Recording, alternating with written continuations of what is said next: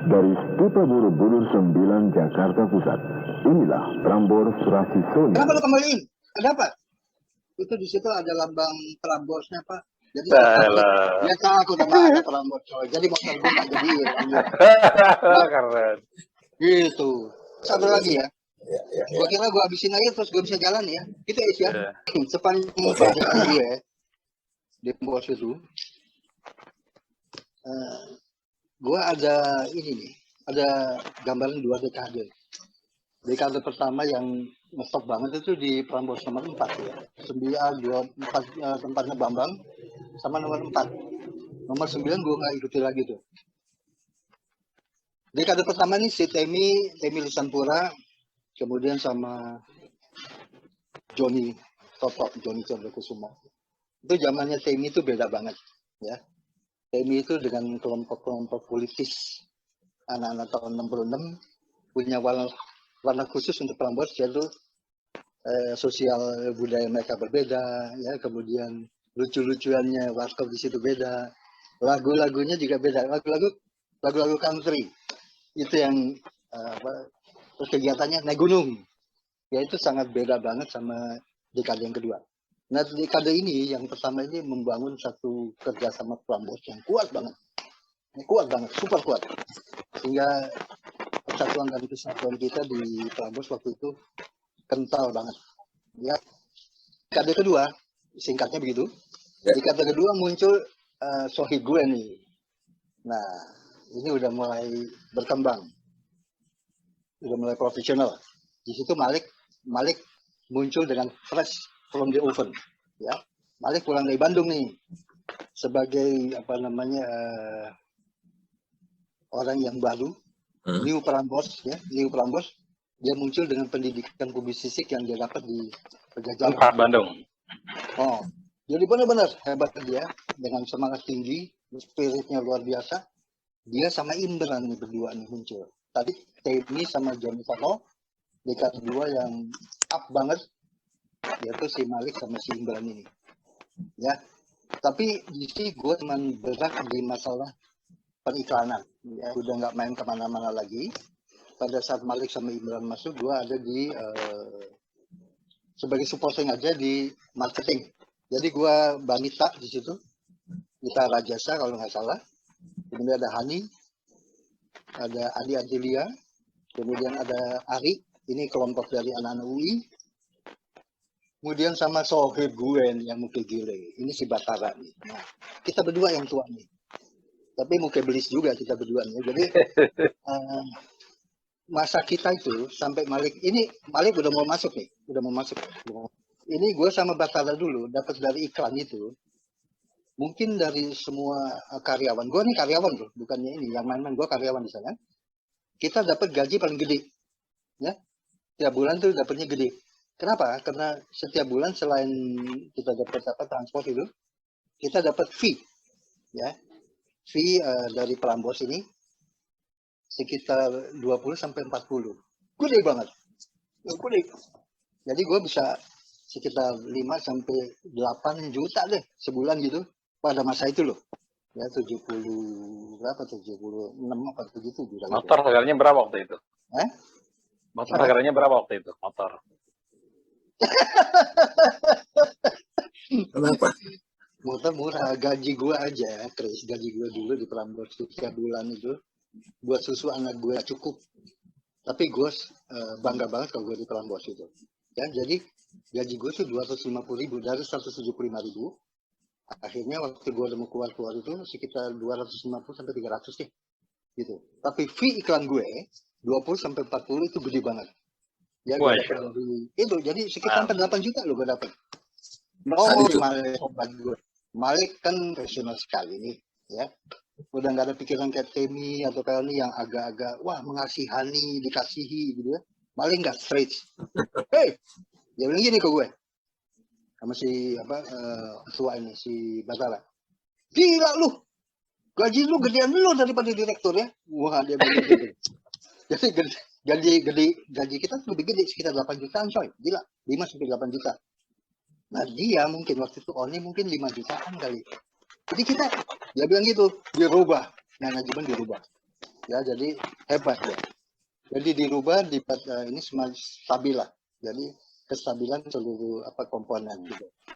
Jadi kita cuma dapat kecil, sekarang gue dapat 20%. Misalnya kontrak 3 bulan. 3% bulan pertama, bulan kedua jadi 15%. Bulan ketiga jadi 10%. 6 bulan habis.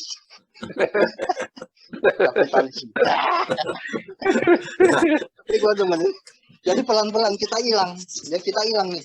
Jadi Batara, waduh Dan gimana nih? Wah, apa-apa, emang udah begitu lu ngapain lagi? Gitu kan. Jadi itu soal jual Batara. Ibat. Iya. Kita Jadi aja, otak aja. Tapi menarik Den, karena itu kronologis. Kalau orang cerita tentang masa lalu, masa yang bagus-bagus aja, indah-indah aja, mungkin kurang seru. Tapi ada suka duka nih. Ya, walaupun sebenarnya yang duka itu menyenangkan karena kita ada di Prambors. Kadang-kadang we don't care about money. Yang penting kita ada di Prambors, kan begitu. Betul. Ya, gimana ya? Kalau sukanya gue, jadi begitu 9, aku udah nggak intens lagi. Jadi intensku adalah terakhir di marketing. Tapi after itu, gue dapat tawaran yang luar biasa dari Yuk Tansil untuk siaran di RCTI. Gue nih, lo pada nggak tahu ya, gue pernah siaran 2 tahun di RCTI loh. Untuk khusus acara info ekonomi. Ya 2 tahun gue kerja karena gue anak Prambors. Jadi ditarik untuk rekaman di Yuk Tansil 2 tahun. Untuk itu deh, untuk program di RCTI. Gitu. Selain itu, gue juga bisa jadi ketua LSM, gue bisa jadi wakil sekjen PKP Indonesia, ya, gue juga bisa jadi ketua Forum Bela Negara Republik Indonesia Kementerian Pertahanan di Tangerang, itu karena gue ada di Prambors Rasid Sulia. Luar biasa. Yang penting hasil berbuat sesuatu. Jadi kita nggak mau fade away, kita berdiam di rumah dan nunggu mati pelan-pelan. Nah, tapi kita masih berbuat terus. Dan aku tertarik, aku yakin masih banyak yang harus disampaikan lagi, tapi akan lebih baik aku wawancara Denny berdua aja deh. Thank you. Gue boleh say thank you ke teman gue itu, si Jawa dari Surabaya, yang berkumis itu. Nah, berkumis itu. Ya, Hardi. Hardi, terima kasih ya. Lu luar biasa gue, ya. Itu zaman lo. Ruce juga, thank you banget. Lu udah jadi luar biasa untuk gue, membuat gue siaran lagi. Thank you banget. Oke, thank you. Sementara lagi senggang, saya kasih waktu kepada Mbak Iris untuk menambahkan hal-hal lain tentang Prambors. Mohon maaf, sebentar saya mungkin hanya bisa 3 menit karena mesti masuk ke ini. Selamat siang semuanya. Assalamualaikum warahmatullahi wabarakatuh. Mas Ari. Waalaikumsalam warahmatullahi wabarakatuh. Dan semuanya Ace, Bung.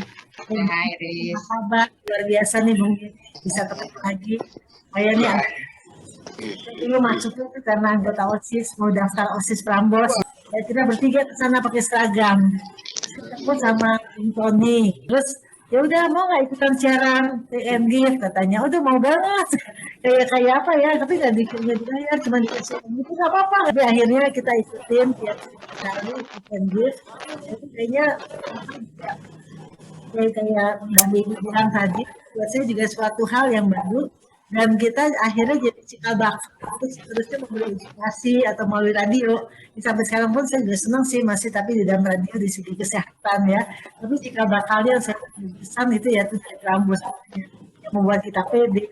Kemudian satu hal memang benar ini yang bilang tadi bahwa pernah tuh saya termasuk yang ikut ke sana waktu itu ada Sino, ada Nano ya, masih ingat banget gitu. Jadi suasana yang tadi dikatakan sebenarnya kayak gitu terasa ya, karena ada warkop. Dan kita banyaknya ketawa-ketawa maupun taper, tapi kayak kebersamaan saat itu udah terasa banget sih dia bisa Prambors. Itu aja saya kira. Sukses ya Mbak Iris ya. Mudah-mudahan COVID-nya cepat berlalu. Amin. Semuanya. Oke. Terima kasih Mbak Ace. Krista masih aku tahan dulu. Kris bisa kan? Oke. Bebas. Aku kepingin mendapatkan informasi yang banyak dari orang yang pernah aku kagumi menulis. Lela. Oke, makasih banget Bang Is. Selamat siang semuanya, Ya. Mas, Mbak. Soalnya ini semua kelihatannya jauh lebih senior dari saya. Saya waktu itu masuknya 7980 ketika Daud Yusuf memperpanjang tahun ajaran kita itu. Jadi saya lagi di SMA 3, baru masuk SMA 3, berkenalan dengan Shirley Malinton, dan dia juga di SMA 3, tapi kami kelasnya lain. Kita jadi ngobrol, main, udah gitu dia ngajak, yuk ikut siaran sama gue di di Prambors. Waduh, langsung saya mau banget dong, karena saya emang dengerin everyday dengerin Prambors. Terus ya udah, saya kesana diajak Asta ya waktu itu ya, saya sampai lupa singkatannya. Terus itu kan membaca surat. Waktu itu saya ingat sekali, udah di Prambanan nomor 9 waktu itu, bukan di Prambanan yang di pojok. Lalu ada kotak-kotak surat gitu kan dengan nama-nama penyiarnya, terus jadi masing-masing dapat surat, terus kita baca surat tentang kegiatan sekolah, terus menjawab dan seterusnya. Setelah 2, 3, 4 kali diajak terus sama Shirley, akhirnya Bung Dana Sumirat sama Imran bilang, udah Lela, siaran aja terus ya di sini gitu. Terus saya sampai diajarin itu suaranya supaya nggak ini, saya ajarin deh suara yang kan Dana tuh suaranya berat sekali kan. Dan saya bilang gue suka banget kalau bisa belajar yang suara dari perut. Terus langsung dia ajarin. Jadi itu that's one thing that I'm always grateful, bahwa diajarin gitu ya, how to speak gitu ya di depan mikrofon, dengan ekonomis gitu ya, jadi jangan terlalu kemana-mana gitu, fokus, tapi juga ya itulah kan gaya Prambors, harus santai, harus asik gitu. Lalu belakangan dipasangin sama Itok dan Ami, saya nggak tahu Ami ingat apa enggak, kita dulu pernah hari Minggu bertiga tuh take and give. Iya, Terus habis itu take and give kita hari Minggu bertiga, terus saya dikasih lagi juga take and give yang siang gitu. Lalu belakangan ketika udah kelas 2 atau 3 SMA, saya lupa, Bang Imran sama Dana juga bilang, lah kamu nih kan penulis, kamu bisa nggak kita bikinin acara di mana kepenulisan kamu itu dipakai? Terus saya bilang, waduh apaan ya? Ya apa aja terserah, pokoknya mau nggak, kamu berani nggak bikin kayak gitu? Saya bilang kalau tiap minggu kali nggak berani, tapi mungkin 2 minggu sekali. Atau akhirnya pikir, akhirnya ya udah saya bilang, gimana kalau saya bikin anak perempuan remaja, karena kita masih kelas 3 SMA itu, saya bikin acara diary gitu. Jadi catatan harian dia, dan dia nanti ngomong dia ada problem sama pacar, problem sama orang tua. Oke banget. Udah saya bikin jadi agak-agak kayak sandiwara radio gitu. Terus itu di situ nanti tanya Marwan, dan Marwan langsung, wah ini asik juga kalau si Playboy Kabel kita bikin jadi catatan harian juga. Kan waktu itu masih bentuk Playboy Kabel tuh si Boy. Lalu ya udah saya bikin diary Lela, udah gitu ya saya kan lulus terus pergi ke Kanada, jadi ya itu nggak dilanjutin. Terus Dana soalnya masih dulu kan belum ada email ya, belum ada internet, jadi dia nulis surat, lu bisa nggak ngirimnya pakai kaset aja gitu. Terus saya bilang oke, saya coba deh. Ternyata ya masih bisa saya kirim berapa gitu, masih bisa. Terus saya pulang tahun pertama pulang ke Indonesia, saya sempat lagi siaran. Jadi cowok yang saya minta tolong untuk menjadi kawan untuk berbincang di dalam acara dari itu Rizal. Saya nggak tahu Rizal masih ada nggak nanti di batch berikutnya. Nah, Rizal juga suaranya berat kan. Saya bilang gue butuh orang yang suaranya berat, udah gitu terus asik gitu. Terus, udah Rizal, udah akhirnya Rizal. Gitu aja sih pengalaman saya, nggak terlalu lama, cuma 3,5 ya selama SMA 3 tahun setengah gitu. Bukan mengenai lama tidaknya, tetapi bagaimana kesannya walaupun sebentar, dan itu manis. Dan sampai sekarang kita bisa jaga persahabatan itu. 50 tahun sudah berlalu dan kita masih berteman, dan kita masih bersahabat, kita masih bisa bertemu. Oh iya, dan ketika saya masuk Tempo kan setelah lulus kuliah, saya langsung masuk Tempo, kan Tempo di Bredel 94. Ya, betul. Langsung tuh, kan waktu itu udah ada handphone dong. Terus tapi belum ada WA, belum ada, ini masih SMS gitu kan. Terus bukan, tunggu, masih tahu, tunggu 94, pokoknya Udah BlackBerry gitu BlackBerry kan, ya. Pokoknya saya tahun 94, reconnect dengan Malik. Malik bilang, lu pada di Bredel, yuk kita ketemu. jadi orang-orang Tempo ketemu dengan Malik waktu itu kalau nggak salah ketemunya kok di Bintaro Plaza ya, saya nggak ngerti ada apa female ya di situ ya, lupa saya. Pokoknya ketemunya di Bintaro Plaza. Iya, ada female. Ada female ya. Iya. Female dulu di Bintaro Plaza. Pantesan, saya bilang, kok ke Bintaro Plaza sih mas? Udah pokoknya kita ketemu. Jadi bos Tempo sama saya sampai ketemu sama Malik. Jadi kita emang reconnect terus Bang Is. Kita reconnect Prambors, udah gitu sampai saya ingat sekali bos saya Gunawan Ham bilang, ya udah deh kita bikin siaran aja. Kalau Malik memang di situ bisnisnya, kita bikin siaran aja setelah kan kita kan di Bredel kan dan dimusuhin betul kan sama pemerintah kan waktu itu. Terus Malik bilang boleh tapi jangan terlalu politik, kita masih juga di AA, kita juga kita juga nggak disukai nih, udah seru banget gitu ya udah. Jadi saya merasa yang banyak belajar dari Prambors sebetulnya, termasuk perkawanan dan lucu-lucuan gitu, adalah sekarang setelah teknologi luar biasa ini, salah satu yang mungkin teman-teman perhatikan kan ada podcast ya, iya kan? Jadi waktu saya kan menulis selalu di Gramedia, menulis cerita, menulis novel, dan Gramedia bilang, lah kita bikin acara yuk di YouTube. Terus aku bilang, enggak, gue nggak mau di YouTube udah terlalu saturated, dan Tempo juga punya acara di YouTube sama gue maunya podcast aja. Terus langsung, podcast?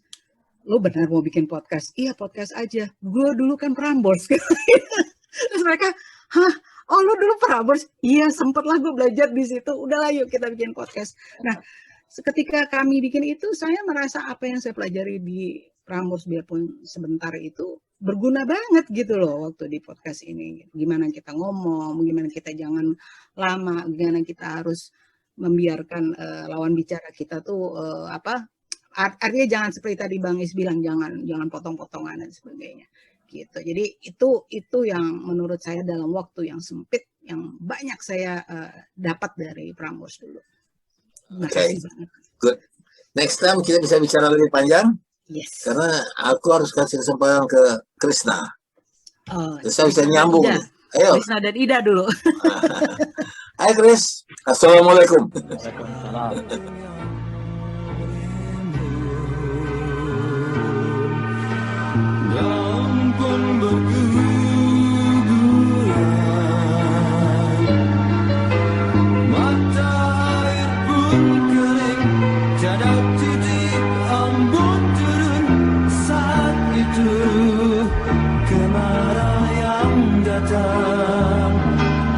Hati gersang dan berdebu,